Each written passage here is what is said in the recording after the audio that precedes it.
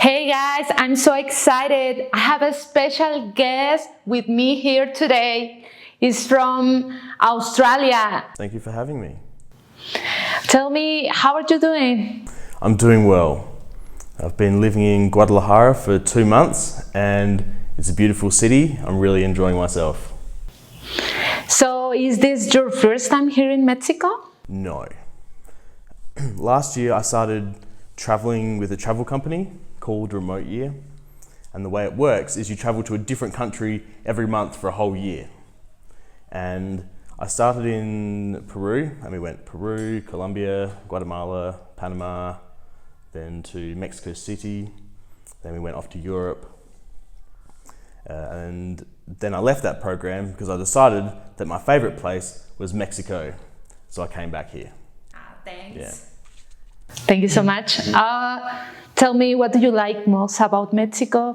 The people are extremely friendly, extremely friendly. As Mexicans, you might not realize because it just seems normal to you, but as a foreigner, I can say that compared with my home, Australia, or compared with the UK, that Mexicans are extremely friendly and I really like it here. Also, the food is really good. I think my favorite food is the chilaquiles. Is that what they're called? Yes. Yeah, chilaquiles. For breakfast. Yeah, for breakfast. Sometimes I get it for dinner. Then I get told, no, this is a breakfast food. And then I'm really enjoying the tacos here. So like tacos de camarón, tacos de pescado, tacos de arrachera. Yeah, so the food's really nice. The weather's nice. The people are nice. Wow, it's so cool that you really like it. Tell me, what don't you like about Mexico? Learning Spanish is hard.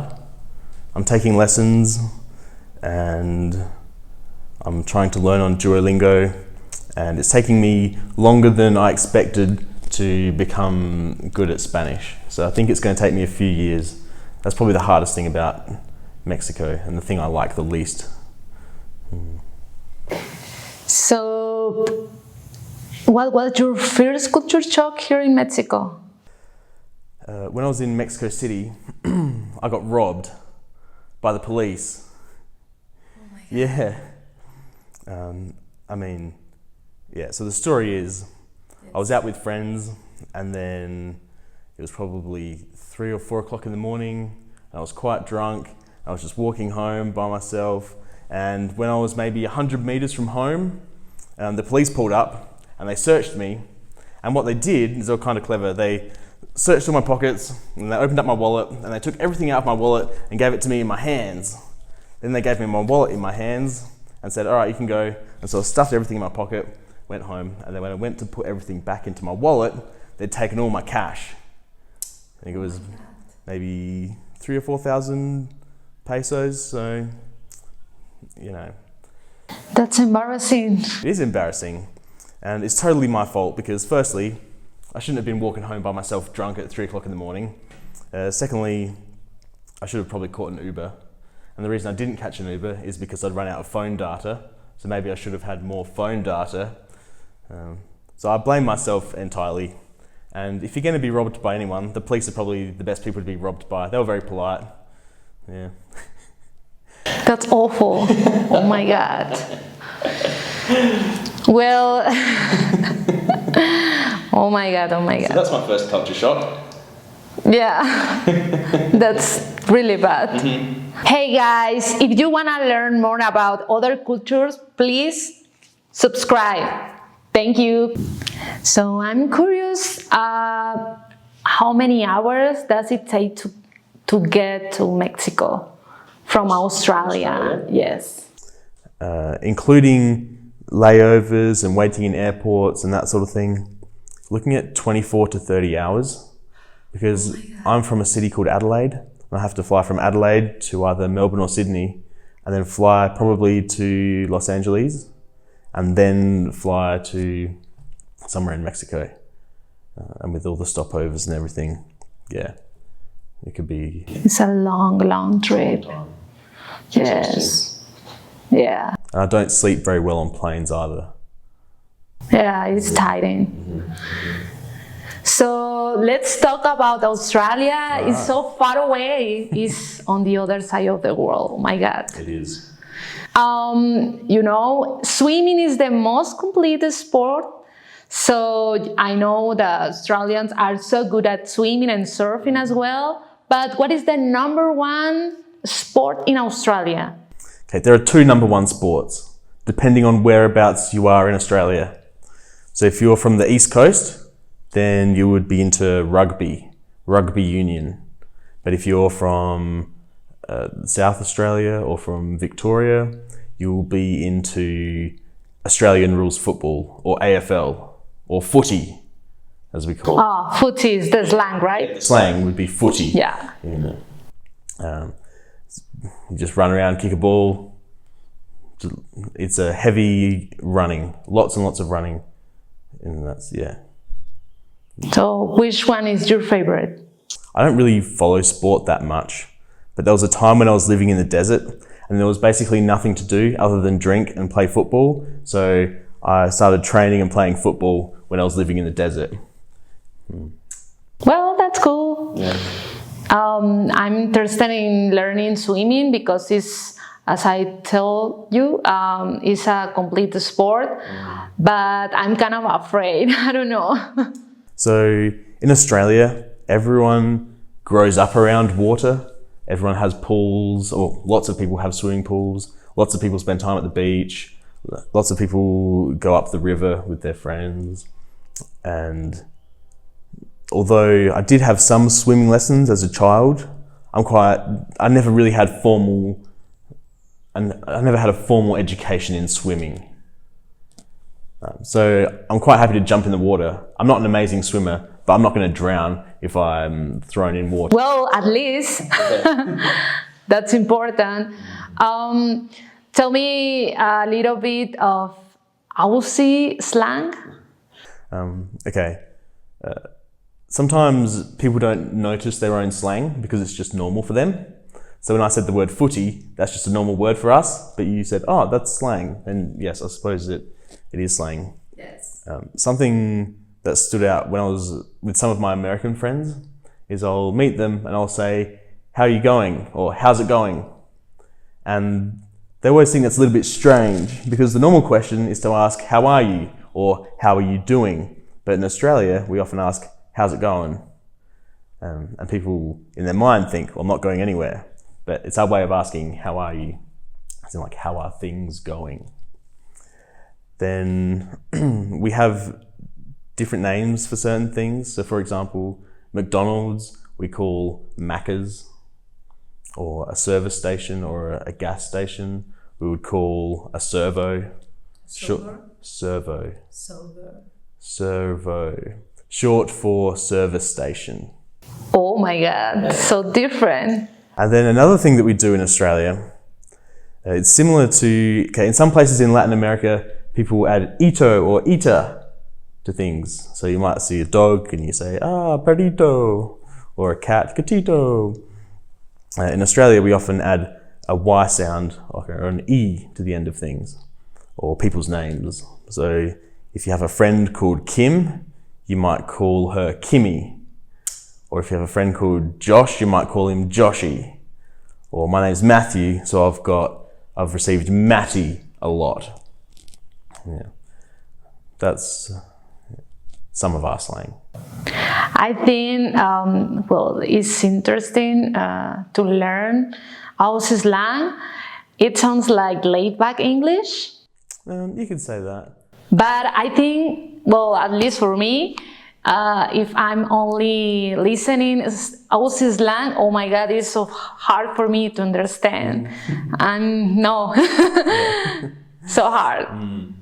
Yeah, the more country you go and the more north you go, the heavier the slang gets. So for example, often Americans will have different words for things. So Americans use the word biscuit to refer to something that we would call a scone. And what we call a scone is what they call, or what we call a biscuit is what they call a cookie. And so sometimes we'll have different words for things. But for the most part, it's not a problem. Or Vicky, you know. Bicky? Oh yeah, we might say Bicky. In Australia we would say Bicky, short for biscuit. It's very different. Imagine if I heard Vicky, I am gonna, it's a name of the girl or something like that, so it's kind of confusing. Yeah. Yes. But I think, well, if you wanna be fluent in English, it's really important to learn slang from different countries, you know. But yeah, it's a lot. Tell me, what is the typical dish from Australia? Australia doesn't have a typical dish. Australia is a very young country. We're only 200 years old, and there doesn't really exist any Australian cuisine that's, I suppose, something that we eat all the time. There are some Australian desserts that we have that have been created in Australia by Australians. Which ones? There's something called a lamington, which is a sponge cake with jam in the middle, covered in chocolate icing and then coconut. So it's like you end up with a big square of chocolate iced coconut cake. So popular. Lamington. Yeah, it's pretty popular. And then we have something called a pavlova, which is made with egg whites and sugar. It's kind of like a meringue cake. We often have that with fruit, like mangoes and passion fruit and strawberries, kiwi fruit. Kiwi fruit. Yeah. Oh yes, kiwis are common there. Yeah. Yes. So I heard that, well, we all know that Australia has dangerous animals, you know, spiders, big spiders. Oh no.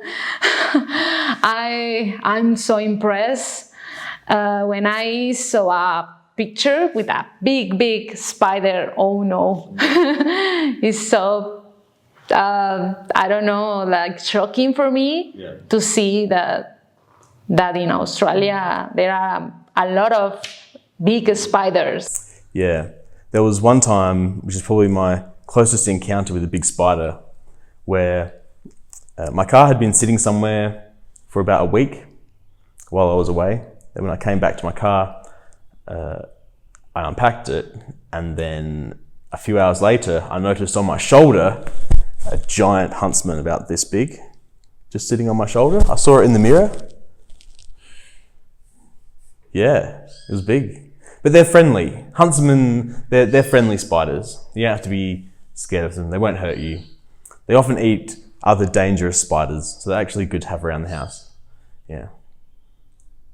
I mean, I don't like them, but often, for example, when I was a kid at school, the country kids, the kids from farms who would see spiders every day, they'd pick up these big spiders in their hands and play with them because they're friendly. Yeah, I wouldn't do that, but the kids from the country would. Yeah. Well, they are used to it. But no, here, no, kids are going crazy. I'm sure. No. Tell me other things popular in Australia, I don't know, different from Latin America. One thing in Australia is we don't have street food. Street food doesn't exist in Australia, really. We have occasionally what we call a food truck, but the food's not cheap. You'd still pay exactly the same as what you'd pay at a restaurant, and they only come out for special occasions, like certain festivals and concerts and things like that. So we don't have street food at all, which is something I really like about Mexico. You know, there are a lot of famous singers from Australia, Kelly Minogue, Sia, Iggy, and so on. But I want to know what is the typical or the most popular song from Australia, and who sings that song? Okay, there's a band called Men at Work. They're from the 70s and 80s. And in the early 80s, they released a song called I'm From a Land Down Under. And that is probably the stereotypical Australian song. If you could play that in any pub in Australia and everyone would sing along to it. It's almost a sad song for me because it was written 40 years ago and it represents an Australia that doesn't really exist anymore. Australia has changed a lot in the last 10, 20 years. And so that song for me represents the Australia that I love, but that now doesn't exist. Oh, it's interesting to know that. So, do you have any message for you people about Mexico? I would say to the people of Australia that as children we are taught that Australia is the lucky country. But I can tell you that there are places in the world that are far better than Australia. So if you look at Australia and you feel uncomfortable with the way our country has changed and is changing, and you're worried about the future for your children and your children's children, then I encourage you to make a plan to leave. Hey guys, if you like this video, please give me thumbs up and subscribe. Thank you so much. See you in the next interview. Bye bye.